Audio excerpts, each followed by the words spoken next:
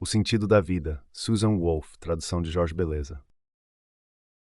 O sentido da vida é um tema obscuro e, no entanto, central para a filosofia. Frequentemente associada à questão de os seres humanos fazerem parte de um desígnio mais vasto ou divino, a pergunta qual é o sentido da vida parece pedir uma resposta religiosa. No entanto, grande parte das discussões filosóficas questiona a necessidade desta associação. A atenção dedicada à inevitabilidade da morte parece muitas vezes tornar a questão do sentido da vida problemática. Mas não é óbvio que a imortalidade pudesse fazer a diferença entre o sentido e a sua ausência. O tema do absurdo é recorrente nas discussões entre quem pensa que o universo é indiferente aos nossos destinos. Embora as nossas vidas não tenham sentido, defendem que devemos viver como se tivessem. Perante este absurdo, alguns propõem o suicídio, outros a rebelião, outros ainda a ironia. Também é possível virar as costas à questão do sentido cósmico e procurar um sentido para a vida noutro lugar. O que significa o sentido da vida? A pergunta qual é o sentido da vida é provavelmente a que causa ao mesmo tempo mais desprezo e mais respeito pela filosofia. Por um lado, é uma pergunta notoriamente vaga e deu aso a muitos disparates pomposos. Por outro, a necessidade de compreender o sentido da nossa existência é profunda e universal, apontando qualidades da mente que são possivelmente centrais para a existência humana.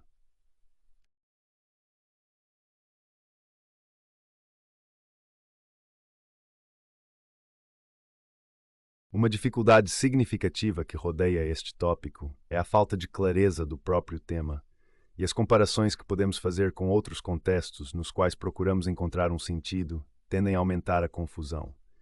Quando procuramos o sentido de palavras ou frases, tentamos averiguar a forma como normalmente são usadas para comunicar. Porém, a vida não é um elemento num sistema de comunicação. Nada indica que seja usada ou que sirva para representar alguma coisa para além de si própria. Em certas circunstâncias, também falamos sobre o sentido de elementos não linguísticos. As pegadas indicam a presença de alguém. As pintas vermelhas na pele de uma criança significam que tem sarampo. No entanto, as analogias com estes usos da palavra sentido não nos ajudam a responder à nossa pergunta. A religião, e particularmente o judeu-cristianismo, proporciona um contexto natural para a questão do sentido da vida. Se acreditarmos que um ser sobrenatural criou o mundo de acordo com um plano grandioso, então a nossa pergunta procura saber qual é a finalidade desse plano, ou qual é o lugar que a vida nele ocupa.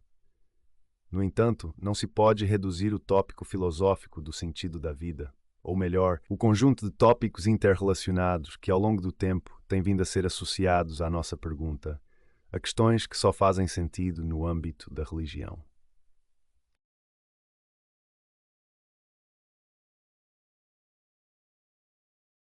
As preocupações centrais que subjazem a este tópico incluem questões sobre a existência de um objetivo para a vida, sobre o valor da vida e sobre a existência de uma razão para viver, independentemente das circunstâncias e interesses individuais. Qualquer destas questões pode ser aplicada à vida, normalmente à vida humana, mas também às vidas individuais, particularmente às nossas próprias vidas.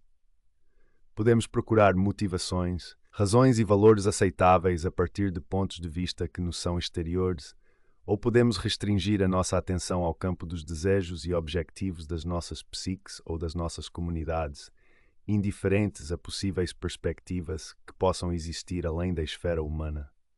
Embora a expressão "o sentido da vida" pareça pressupor apenas um sentido para a vida, podemos ser levados a rejeitar este pressuposto sem ser preciso concluirmos que a vida não tem sentido.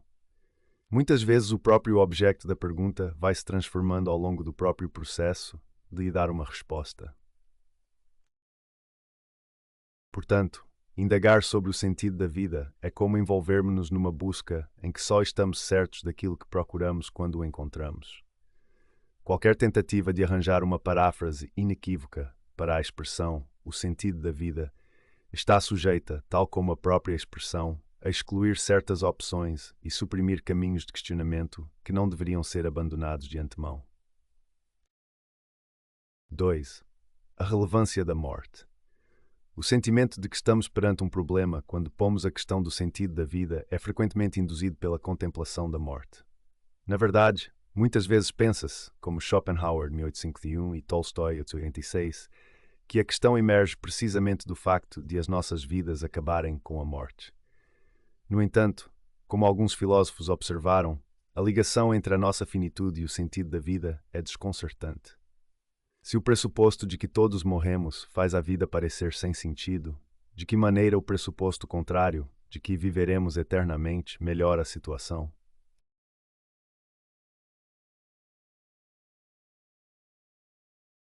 Uma possível explicação para a ligação entre o pensamento da morte e o medo de que a vida não tenha sentido é que quando enfrentamos a nossa própria mortalidade, destruímos os nossos ideais de felicidade.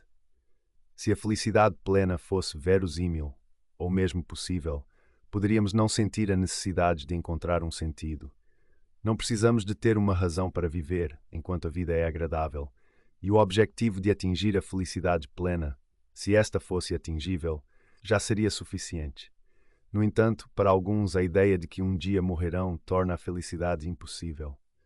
De uma maneira algo diferente, o reconhecimento da inevitabilidade da morte da nossa cultura e da nossa espécie, tal como de nós próprios, pode dar agora a ideia de que os interesses e os objetivos que tínhamos são destituídos de valor ou vãos.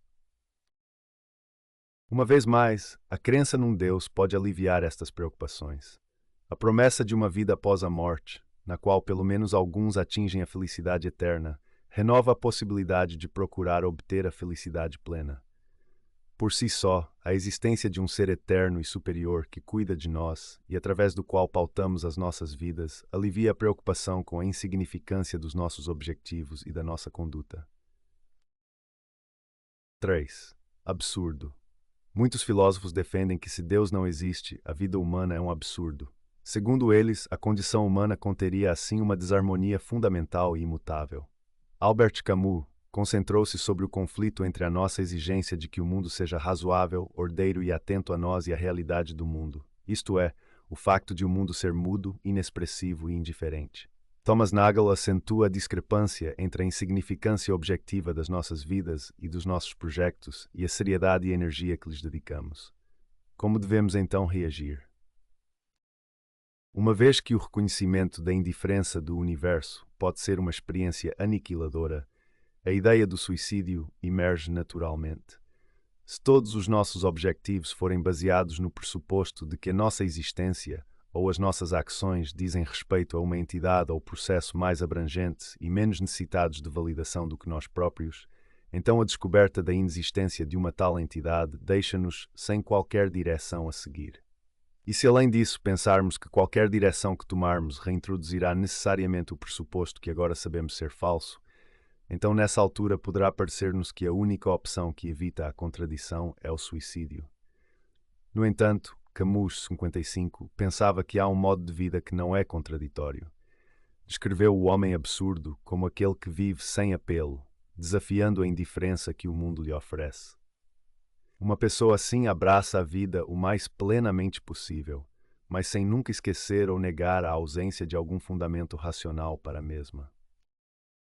Nagel dá-nos uma resposta mais suave, o reconhecimento da nossa insignificância é uma função da capacidade distintamente humana de adoptarmos uma perspectiva externa sobre nós próprios.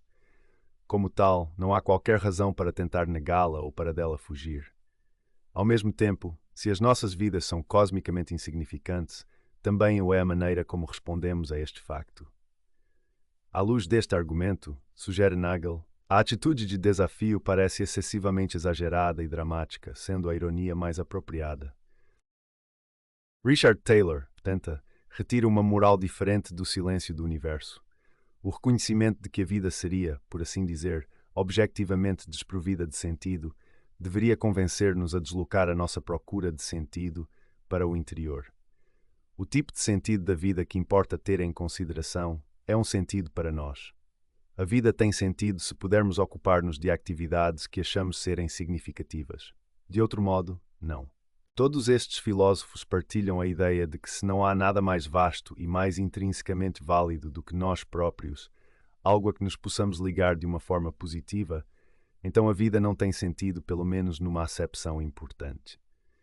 Nisto concordam com quem tem uma ideia positiva do sentido da vida, baseada na existência de um Deus benevolente. Uma vez que também acreditam que a condição para o sentido não pode ser encontrada e que ainda assim devemos viver como se a vida tivesse sentido, concluem que a vida humana é absurda. No entanto, e tal como Joel Feinberg assinala, há uma diferença entre uma situação absurda e uma pessoa absurda. Ao tomarmos uma atitude face ao nosso dilema, quer desafiante, quer irônica, ou uma qualquer terceira alternativa, pelo menos podemos livrar-nos de ser ridículos.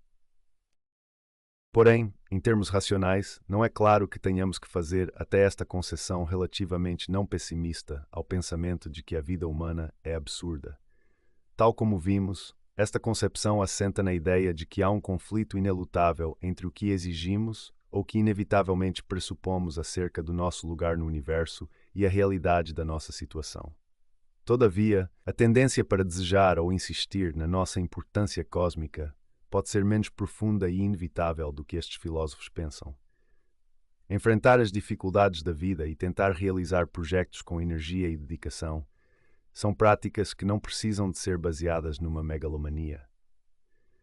Não é pelo menos óbvio que quando o atleta olímpico se esforça até ao limite na tentativa de atingir um recorde mundial, ou quando uma mãe põe de lado o seu sono e o seu conforto para alimentar a sua criança, o façam com base na crença de que estes feitos terão um significado cósmico.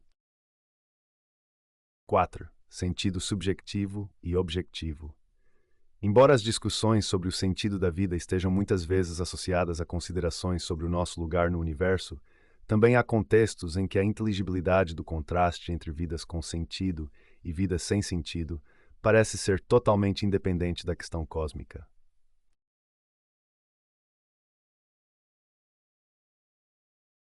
Já mencionámos antes a ideia de que o tipo de sentido que importa ter em consideração é o sentido objetivo.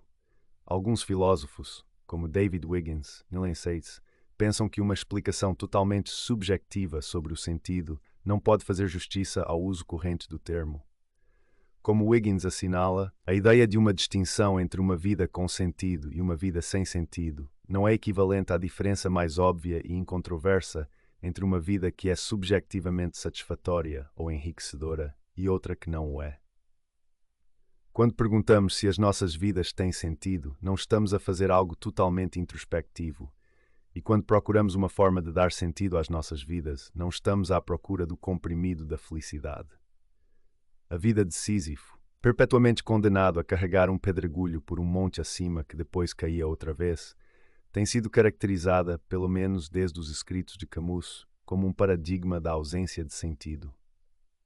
Se imaginarmos que Sísifo encontrava uma perversa satisfação nesta atividade repetitiva e inútil, então não é claro se pensamos que nesse caso a sua vida tem mais sentido, ou se pelo contrário é mais miserável. Todavia, as explicações sobre o sentido da vida não têm de ser reduzidas a alternativas puramente subjetivas e puramente objetivas. Os paradigmas mais naturais de vidas com sentido são tanto subjetivamente bastante enriquecedores como dignos de admiração e válidos se julgados de pontos de vista externos aos próprios agentes. O tipo de vida que é mais confortavelmente descrita como tendo sentido parece ser uma vida em que há uma ligação feliz entre os interesses reais de uma pessoa e o conjunto de coisas que são dignas de interesse.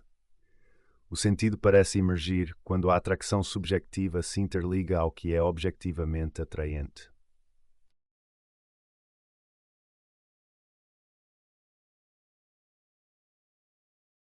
Se este tipo de existência de sentido está relacionada com a preocupação que mais naturalmente parece requerer uma ligação a algum desígnio divino ou cósmico, e como, são questões de difícil determinação.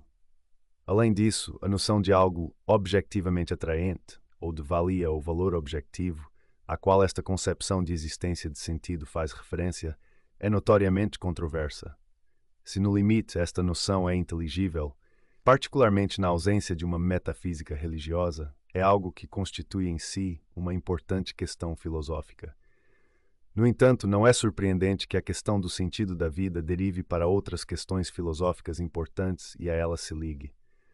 Trata-se, afinal, de um dos tópicos mais profundos e fundamentais de toda a filosofia.